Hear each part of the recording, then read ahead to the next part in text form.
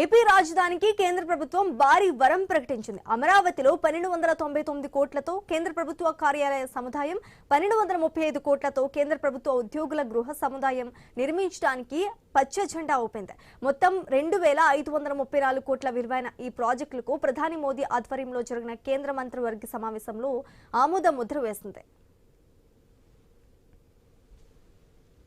3 ఏళ్లలో నిర్మాణ పనులు పూర్తి చేయాలన్నదే లక్ష్యం. ఇవి అందుబాటులోకి వచ్చాక కేంద్ర ప్రభుత్వ ఉద్యోగులంతా ఒకే చోట పనిచేస్తూ ఒకే చోట నివాసం ఉంటారు. అమరావతిలో ప్రపంచ స్థాయి వసతి సౌకర్యాలతో ఈ భవనాలు నిర్మిస్తారు.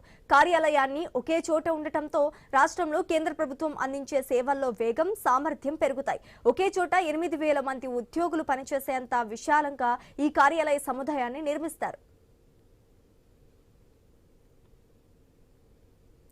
అమరావతిలో కేంద్ర ప్రభుత్వ కార్యాలయాలు, ఉద్యోగుల నివాస సముదాయాల నిర్మాణం కోసం 2018లోనే 22.53 ఎకరాల భూమిని రాష్ట్ర ప్రభుత్వం కేటాయించింది. కేంద్ర ప్రభుత్వ కార్యాలయ సముదాయం నిర్మాణానికి అమరావతి పరిపాలన నగరంలో ఏపీ ఎన్ఆర్టీకి భవనం నిర్మిస్తామన్న ప్రాంతానికి పక్కనే 5.53 ఎకరాన్ని రాష్ట్ర ప్రభుత్వం కేటాయించింది. కేంద్ర ప్రభుత్వ ఉద్యోగుల గృహ సముదాయానికి ఐనవోలు గ్రామానికి దక్షిణంగా 17 ఎకరాల్ని కేటాయించింది.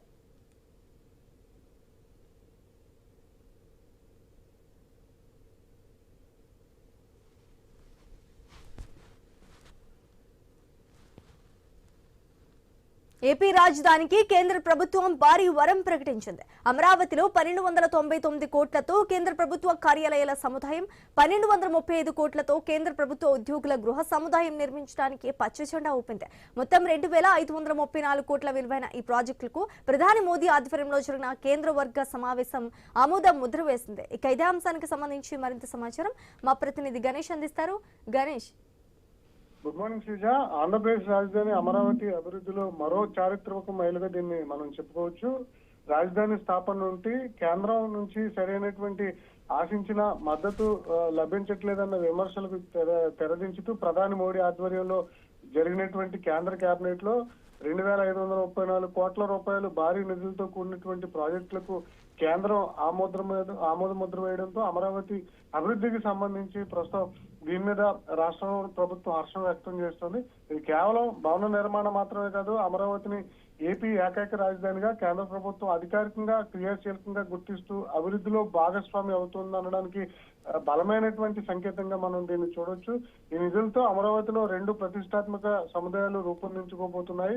1,299 కోట్ల రూపాయలతో కేంద్ర ప్రభుత్వ కార్యాలయం, అదేవిధంగా 1,235 కోట్లతో ఉద్యోగులకు సంబంధించినటువంటి గృహ సముదాయాన్ని ప్రపంచ స్థాయి వసతులతో నిర్మించాలని చెప్పి కేంద్ర ప్రభుత్వం ఆ కేబినెట్ లో నిర్ణయం తీసుకుంది. రాబోయేటువంటి 3 ఏళ్లలో ఈ పనులన్నీ కూడా పూర్తి చేయాలని చెప్పి కేంద్రం స్పష్టమైనటువంటి గడువు విధించడం జరిగింది. ఈ ప్రాజెక్టుల వల్ల ఏపీలో కేంద్ర ప్రభుత్వ సేవల్లో వేగం పెరగడం, వేగంతో పాటుగానే ప్రస్తుతం రాష్ట్రంలో వివిధ శాఖల కేంద్ర కార్యాలయాలు ఏవైతే వేరు ప్రాంతాల్లో ఉన్నాయో, అడ్డ భవనాల్లో ఏవైతే ఉన్నాయో అన్ని కూడా ఈ భారీ కాంప్లెక్స్ కు అందుబాటులోకి వస్తే ఒకే చోట ఏకంగా దాదాపు 8,000 మంది కేంద్ర ప్రభుత్వ ఉద్యోగులు పనిచేసేలా ఈ భవనాన్ని రూపొందించాలని చెప్పి కేంద్ర ప్రభుత్వం ఆదేశాలు అయితే ఇవ్వడం జరిగింది.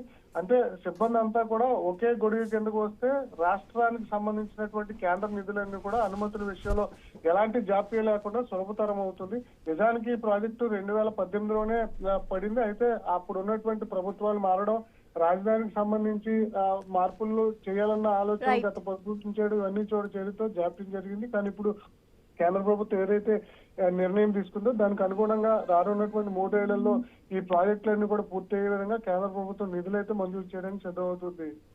Right, thank you Ganesh.